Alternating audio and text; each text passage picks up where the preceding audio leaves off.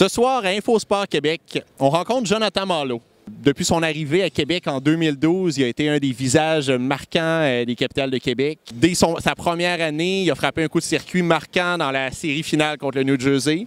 L'année suivante, il a connu une saison exceptionnelle qui lui a permis de recevoir le titre de joueur par excellence.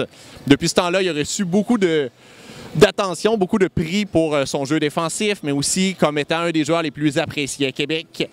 Il est un des seuls 5 joueurs à avoir atteint la marque des 500 coups sûrs dans l'uniforme des Capitals. Donc ce soir, on va avoir l'occasion de le découvrir un peu plus.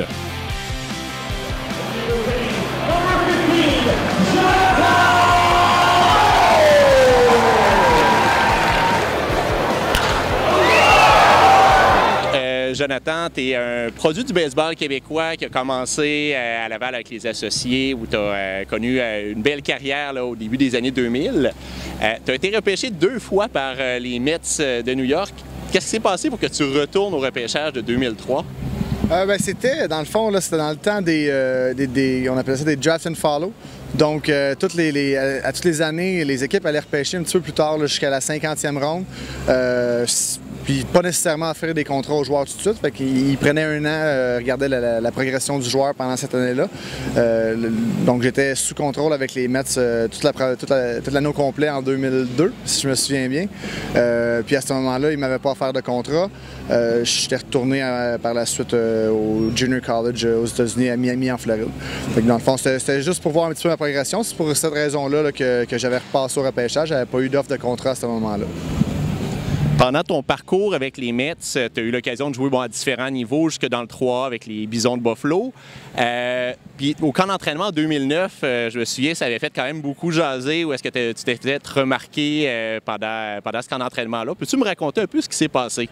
C'est un petit peu arrivé de nulle part, là. On se le cachera pas. Même moi, j'étais le premier surpris. À toutes les années, j'arrivais un mois d'avance au camp d'entraînement des Ligues mineures. Donc, on était censé commencer autour du 7 mars. Moi, j'arrivais début février avec une couple de joueurs. Là, on se louait une maison un mois d'avance. Puis, on pratiquait au centre d'entraînement là-bas. Ça nous donnait un petit avantage, dans le fond, parce que quand les matchs de la Ligue des Pamplemousses commençaient, des fois, ils amenaient un petit peu des gars qui étaient déjà prêts, disons, à pouvoir peut-être remplacer tard dans le match. Parce qu'au début du camp d'entraînement, les joueurs étoiles, ils jouent 3 manches à peu près, et après ça, ils s'en vont. Donc, il y a une journée que j'ai été chanceux, ils m'ont amené jouer contre les Braves d'Atlanta. Puis dans ma tête, je m'attendais juste à avoir peut-être une apparition tard dans le match ou juste arriver en défensive en 8e, 9e manche. Puis après la pratique au bâton, il y avait Jerry Manuel, un ancien coach des Expos, ancien entraîneur, il était entraîneur au 3e but, je me souviens pas très bien. Mais il est venu me parler juste avant le match, puis il a dit j'ai vraiment aimé ta pratique au bâton, j'ai aimé comment est-ce que tu attaques la balle, comment tu as attrapé des roulants aussi. Donc il y a un petit peu il a aimé un petit peu tout ce que je faisais. Et là, il m'a dit, je vais essayer de te rappeler pour que tu viennes commencer un match contre nous autres ce mardi. Donc moi, j'étais vraiment surpris. Finalement, ce match-là, j'ai eu une apparition au bâton, rien de spécial. Puis le lendemain, quand je suis retourné au camp des Ligues mineures, ils sont venus me rechercher. Donc à partir de ce moment-là, je jouais tous les jours. Et j'ai réussi à... J'étais allé starter le match contre Houston quelques jours après. Là. Donc c'est comme ça que c'est commencé. C'est un camp d'entraînement qui s'est super bien déroulé pour moi. J'ai eu la chance après ça de commencer dans le 3A et de passer très près d'un rappel là, pendant la saison. On lit souvent des choses sur le baseball affilié où on entend un peu la vie de clique, comment ça, souvent il y a certains groupes ethniques qui vont être ensemble, tout ça. Comment ça se passe pour un petit Québécois qui arrive là-bas, un peu en territoire inconnu? Je dirais pas que c'est vraiment des clics tant que ça. C'est plus que tout le monde est un petit peu plus selfish, comme on dit. Veut pas, là, tout le monde veut battre l'autre qui est à côté de toi et tout le monde veut se rendre dans les ligues majeures. Donc, c'est pas la même atmosphère qu'il y a ici à Québec, là, où est-ce que la victoire, c'est ça qui est important au bout de la ligne. C'est certain qu'il y a beaucoup de gars qui... Tout le monde veut avoir une autre chance dans le baseball affilié ou en avoir une première. Sauf qu'il y a quand même la victoire qui passe en premier. Dans les ligues mineures, honnêtement, si l'équipe a perdu, mais que tu as fini la journée 4-4 avec 2 circuits, ça fait un petit peu moins mal. Et le contraire aussi est pareil. Si jamais l'équipe a gagné, mais que tu es 0-5, c'est certain que tu n'es pas très content de ta performance parce qu'au bout de la ligne, c'est certain que ce qu'ils regardent, c'est les statistiques.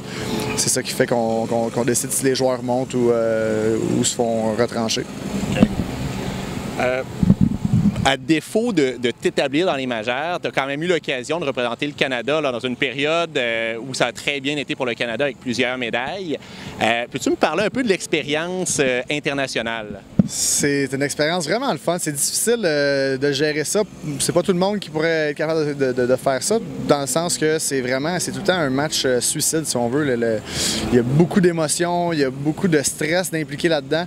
Il faut gagner chaque match. Il y a vraiment... Puis même si on joue un match contre, je sais pas, la Grèce, qui est peut-être pas reconnue pour être une équipe de baseball, ça reste que c'est un match de baseball, ça dure 9 manches, puis ça peut aller d'un bord ou de l'autre.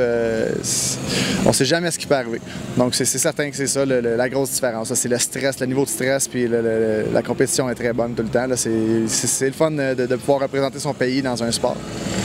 Puis, en plus, bon, dans la période justement où tu étais là, il y a eu des grosses victoires, entre autres contre les Américains. C'est quoi les meilleurs souvenirs que tu en gardes? Ouais, c'est certain qu'au top de la liste, ça va être la médaille d'or aux Jeux panaméricains en 2011, la première du Canada. Ils l'ont regagné en 2015 quand j'étais pas là. Mais c'était toute une expérience, tout un feeling là, de se tenir sur la première marche du podium en regardant à gauche, il y avait Cuba, à droite, il y avait les États-Unis. Donc c'était le fun de se voir en haut de ces deux équipes-là. En 2012, tu as quitté le baseball affilié, tu es venu te joindre à la famille des Capitales. Qu'est-ce qui est venu jouer dans ta décision pour t'emmener à faire ce choix-là? C'est certain que j'avais plus de contrat avec les Mets, donc ma première idée en arrière de ça, c'était certain que c'était de venir jouer à Québec. J'entendais de plus en plus parler des Capitales à toutes les années. Là, la popularité grandissait vraiment beaucoup dans les dernières années. Et j'avais beaucoup d'amis. J'avais Carl Gélina qui était déjà ici, Ivan Akarata avec qui j'avais joué avec les Mets, Pat Daou, un gars que je connais depuis des années. Donc de voir tous ces gars-là qui étaient ici puis d'avoir vraiment du plaisir, ça m'a aidé vraiment à prendre une décision, mais je pense pas que j'aurais pu aller ailleurs qu'à Québec non plus pour finir ma carrière, si on veut. C'est certain que moi, je le voyais au début comme un tremplin, dans le fond, pour retourner dans le baseball affilié. C'est pas arrivé, mais c'est pas grave, j'ai tellement eu du plaisir ici à Québec. C'est une belle place pour finir ma carrière.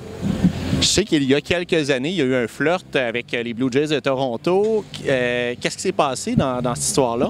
Un flirt. Dans le fond, il y avait un nouveau dépisteur de Ligue indépendante pour les Blue Jays qui était venu me voir après un match, puis juste dans le fond, juste pour me dire qu'il gardait un œil sur moi, puis tout ça. Sauf que c'était jamais vraiment développé, pas plus que ça. Mais c'est certain que c'était encourageant de se faire dire qu'il y avait encore peut-être une chance de retourner dans le baseball affilié. En terminant, en début de saison, tu parlais que tu jonglais un peu avec l'idée de la retraite, que c'était peut-être un dernier tour de piste. Est-ce que tu as une décision qui est prise de ce côté-là ou encore en réflexion? C'est encore en réflexion. C'est certain que j'essaie de ne pas penser à ça trop pendant la saison là, avec les séries qui arrivent. J'essaie de me concentrer plus sur mon travail à faire. Je pense que ça va être plus une décision l'après-saison, une décision qui va avoir été pensée, puis ce ne sera pas avec un coup de tête non plus. Donc c'est pas définitif encore, mais c'est certain que c'est ça. La première idée, c'était ça. Puis est-ce que tu as des plans de match pour l'après-carrière? C'est certain que si je peux rester dans le milieu du baseball ou dans le sport en tant que tel, c'est quelque chose qui est très intéressant. Là. Je pense pas que je suis le genre de gars qui veut faire du bureau. J'ai tellement été habitué de bouger à tous les jours. J'ai besoin d'une vie qui bouge, d'avoir quelque chose qui est comme le baseball ou quelque chose dans le sport qui m'intéresse comme ça.